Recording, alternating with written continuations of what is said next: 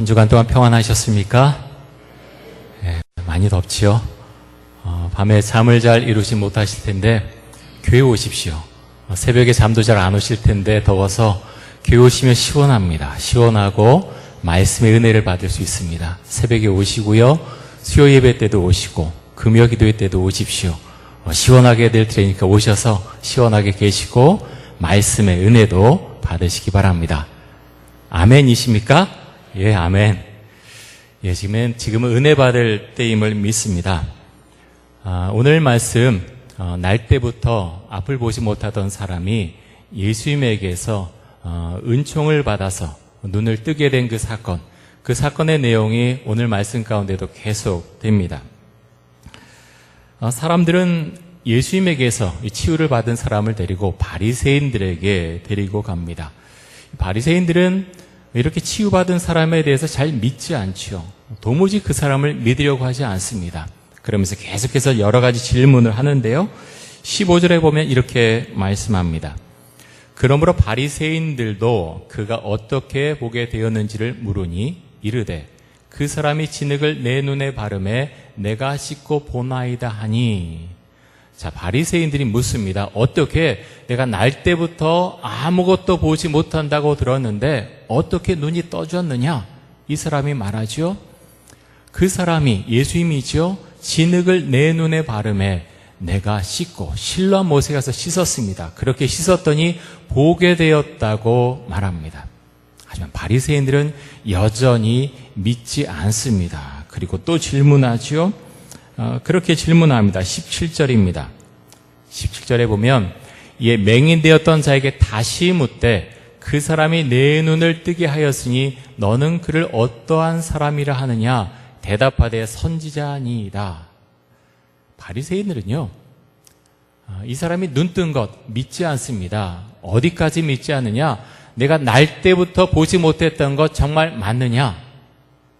사실 주변에 몇 사람들만 불러서 물어보면 알 수 있습니다. 이미 알고 있었을 것입니다.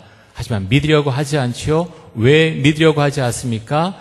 예수라고 하는 사람이 이 사람의 눈을 고친 것, 그것 믿을 수 없다.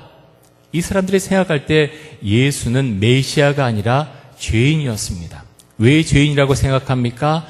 안식일을 어겼기 때문입니다. 이 사람들은 지금 바리새인들은 무엇에 주목합니까? 이 사람의 눈이 떠진 것, 정말 평생 한 번도 눈을 떠서 보지 못하던 이 사람의 질병이 나은 것을 축하해주고 기뻐하는 것이 아니라 무엇에 초점이 맞춰져 있습니까? 안식일에 예수님께서 일하셨다는 겁니다. 병자를 치유하신 것, 어떻게 진흙을 이깁니까? 그거 안식일에 해서는 안 되거든요. 어떻게 진흙을 이겨서 눈에 바릅니까? 또 눈이 보이지 않는 사람은 어떻게 실로암까지 가서 그것을 씻습니까? 다 일이거든요. 일하면 안 되는데 왜 이랬느냐? 그것을 트집 잡고 잘못됐다고 말하고 있습니다. 여러분 얼마나 마음이 삐뚤어져 있습니까? 왜 하나님께서 안식일을 주셨는지조차 잊어버리고 있습니다. 하나님의 말씀을 연구하는 사람들인데도 정말 하나님께서 원하시는 것이 무엇인지 다 잊어버리고 이 사건을 들여다보고 있습니다. 바리새인들은 이 사람과 논쟁을 합니다. 눈이 떠진 사람이 이렇게 말하죠. 30절에서 33절까지 한번 보겠습니다. 30절입니다. 그 사람이 대답하여 이르되 이상하다. 이 사람이 내 눈을 뜨게 하였으되 당신들은 그가 어디서 왔는지 알지 못하는도다. 하나님이 죄인의 말을 듣지 아니하시고 경건하여 그의 뜻대로 행하는 자의 말은 들으시는 줄을 우리가 아나이다. 창세 이후로 맹인으로 난 자의 눈을 뜨게 하였다 함을 듣지 못하였으니 이 사람이 하나님께로부터 오지 아니하였으면 아무 일도 할 수 없으리다. 자, 뭔가 뒤바뀐 것 같습니다.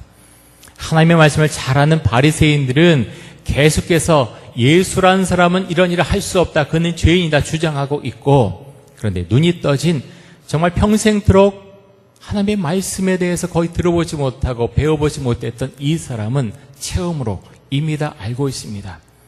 예수님이 하나님께로부터 오지 않았다면 내 눈을 뜨게 해줄 수 없을 것이다. 당신들은 그런데 이 사람을 어떻게 보느냐고 말하고 있습니다. 여러분, 지금 이 사람은, 눈이 떠진 이 사람은 예수님을 하나님의 아들로 정확하게 알고 있지 못합니다. 메시아로 인식하지 못합니다.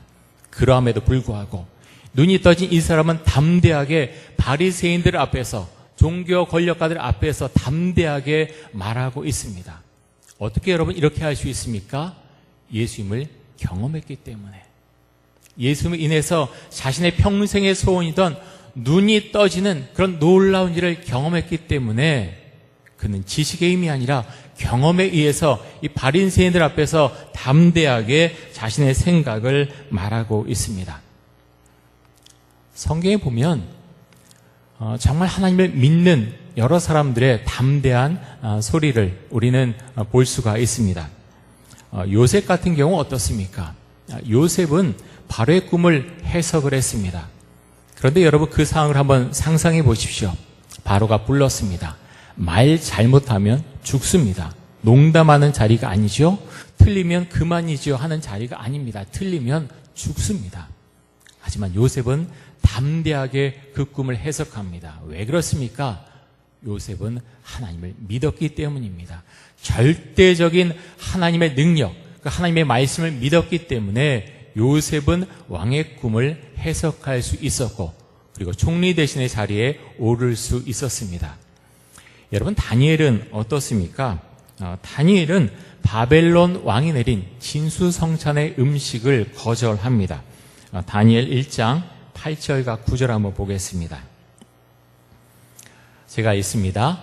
다니엘은 뜻을 정하여 왕의 음식과 그가 마시는 포도주로 자기를 더럽히지 아니하리라고 자기를 더럽히지 아니하도록 환관장에게 구하니 하나님이 다니엘로 하여금 환관장에게 은혜와 긍휼을 얻게 하신지라.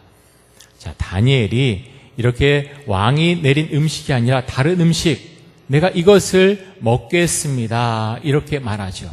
하지만 쉬운 상황이 아닙니다. 다니엘 또한 이렇게 말했다가 잘못하면 죽음에까지 이를 수도 있고요, 아니면 감옥에 갇힐 수도 있는 상황이었습니다. 하지만 그는 뜻을 정해서 환관장에게 말했습니다. 그렇게 했을 때 그는 은혜와 긍휼을 얻게 되었다라고 말씀합니다. 담대하죠. 왜 담대합니까? 하나님을 잘 믿기 때문에 그렇습니다. 신약시대에 들어와도 마찬가지요. 베드로와 바울이 어떻게 했을 때 담대해집니까? 예수님을 만났을 때, 성령을 받았을 때 그들은 담대해집니다. 이전에는 예수님을 사랑하는 마음이 베드로의 마음속에 가득 있었습니다. 하지만 권력자들 앞에서 위협과 그런 좋지 않은 것들이 상황적으로 밀려 들어올 때 베드로는 위축되었습니다. 그래서 예수님을 모른다고 부인했습니다. 하지만 그것이 진정한 베드로의 마음은 아니었지요. 하지만 그는 변합니다.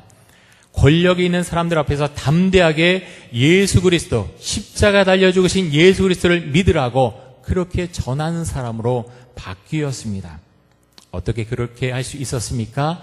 예수님을 만났기 때문에, 부활하신 예수님을 만났기 때문에, 성령을 받았기 때문에 그는 담대하게 말씀을, 복음을 전할 수 있었습니다. 여러분은 어떠십니까? 예수님을 언제 만나셨습니까? 예수님과 함께 지금 살고 계십니까? 내가 모르는 사람들에게 예수님에 대한 말씀을 하고 있으십니까? 회사에 다니시는 분들 어떠십니까? 한번 예수님에 대해서 예수님을 모르는 분들에게 그 예수님에 대한 소식을 전해 보신 적이 있으십니까? 아마 이렇게 말씀하시면 몰라요. 목사님, 회사는 교회가 아니에요. 분위기가 달라요. 그거 잘못 이야기했다가 회사 사무실 분위기 다 망칩니다.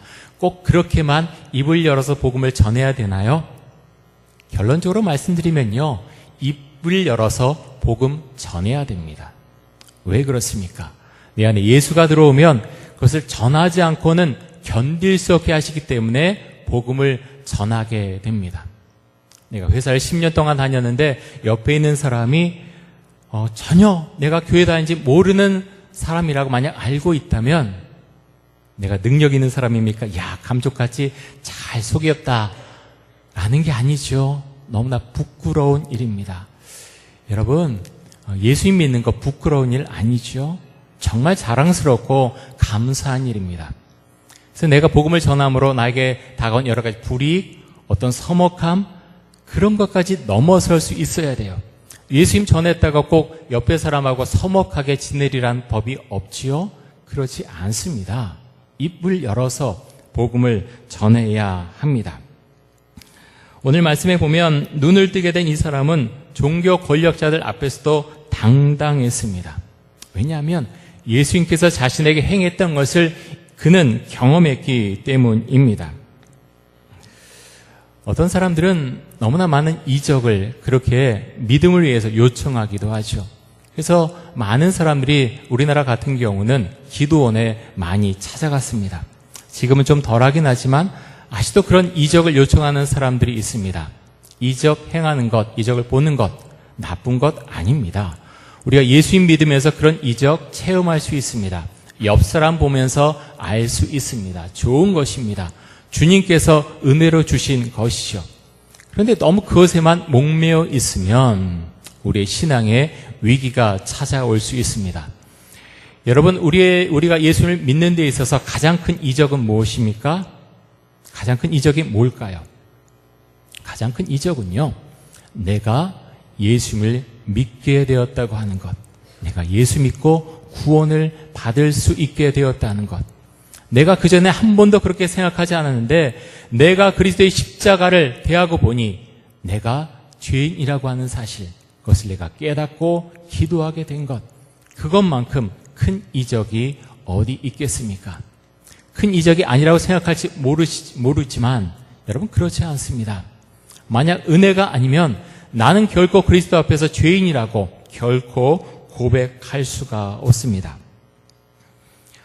출애굽한 이스라엘 백성들은 이적을 참 많이 경험했지요. 그들만큼 이적을 많이 경험한 사람들이 어디 있겠습니까? 애굽에서 10가지 재앙이 내리는 것도 봤고, 또 출애굽하면서 홍해 바다에서 애굽 군대가 빠져 죽는 것도 봤고요. 또 광야에서 하나님께서 물을 공급해 주신 것도 봤고, 만나와 메추라기가 내리는 것도 다 보고 경험했습니다. 그런데 그들이 어떻게 반응합니까? 불평합니다. 내가 애굽에 있을 때가 더 좋았다고 불평합니다. 얼마나 좋았을까요? 이들이 그곳에서 귀족이었습니까? 아니죠. 노예였습니다. 좋으면 얼마나 좋았겠습니까? 별로 좋지 않았습니다. 그런데 스스로 그것을 만들어내죠. 애굽에 있을 때 내가 얼마나 좋았는가, 우리가 얼마나 좋았는가, 스스로에게 그런 불만을 만들어냅니다. 하지만 모세는 다릅니다. 모세는 불평하지 않죠. 왜 그렇습니까? 그는 하나님을 직접 대면해서 만났기 때문입니다. 하나님을 믿고 있었기 때문입니다. 사실 모세는 애굽에서 누구보다도 호화로운 생활을 하던 사람이었습니다. 좋은 음식 먹고 좋은 옷을 입고 40년 동안 살았던 사람이 바로 모세입니다. 그런데 하나님을 만나고 나서 그는 달라지죠. 그는 광야에서 불평하지 않습니다. 내가 만나의 메추라기 이런 거 먹고 살아야 되느냐? 불평하지 않습니다. 그는 하나님 앞에 감사합니다. 여러분, 믿음은 하나님께 불평하지 않는 것입니다. 하나님을 향해서 감사의 고백을 늘 할 수 있는 것, 그것이 우리에게 믿음의 증거가 됩니다.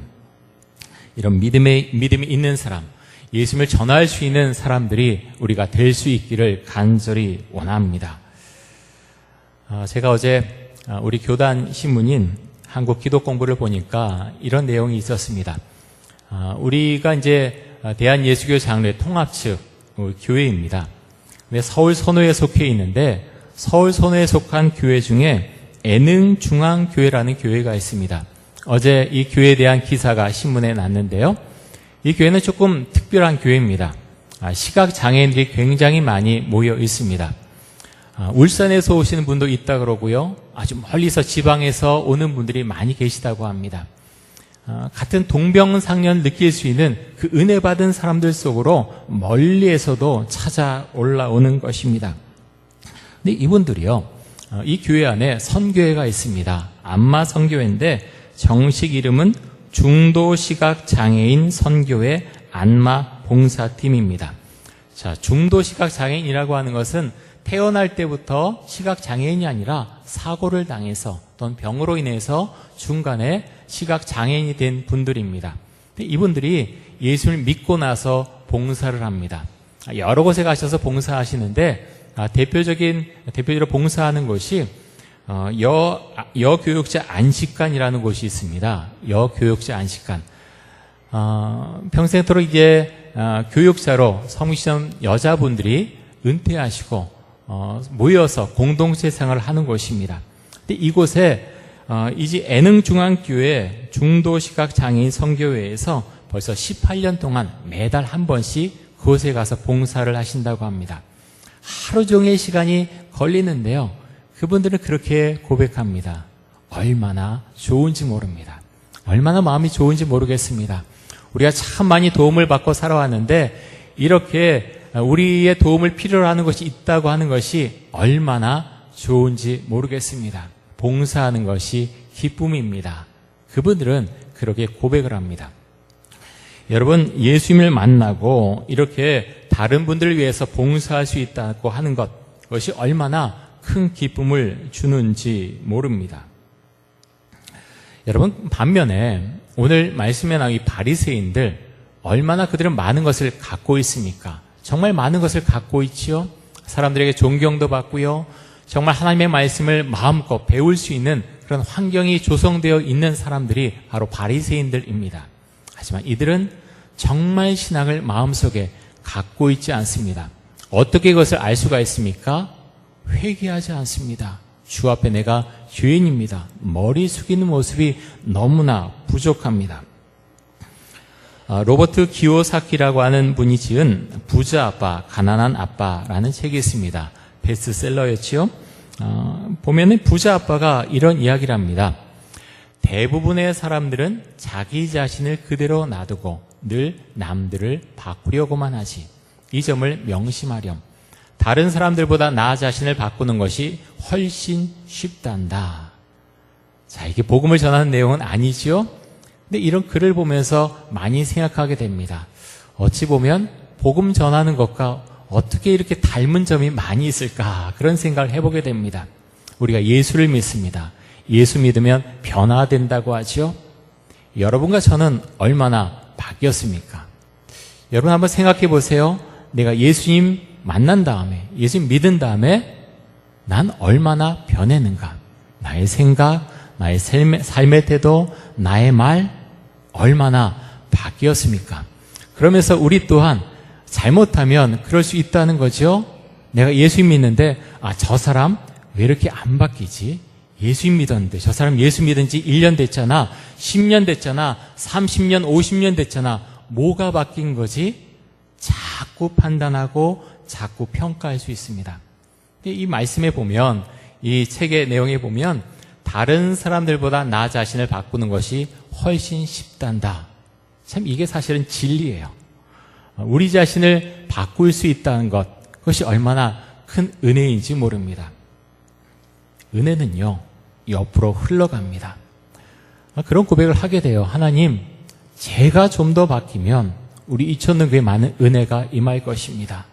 정말 그런 생각하고 그런 기도를 합니다. 우리 장로님들이 더 많이 바뀌면 정말 그리스도 앞에서 더 많이 고개 숙여 기도하고 주의 은혜 가운데 살아가면 더 많은 영향력이 우리 교인들에게 있을 것입니다.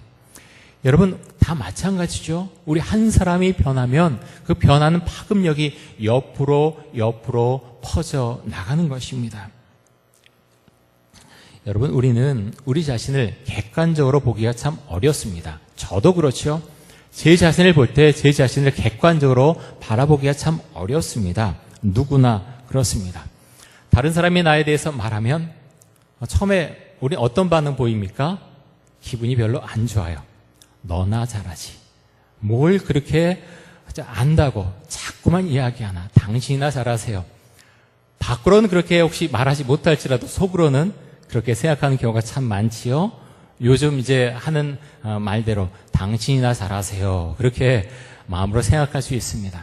그런데 여러분, 정말 우리가 주를 믿고 살아간다면 하나님 제가 변화될 수 있도록 하여 주옵소서. 그런 말들도 제가 어렵게 생각하지 말고 내 자신의 모습을 한번 비춰보는 계기로 삼을 수 있도록 하여 주옵소서.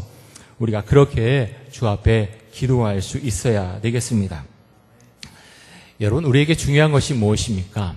정말 여러분이 예수를 믿고 살아가면서 가장 중요한 것이 무엇입니까?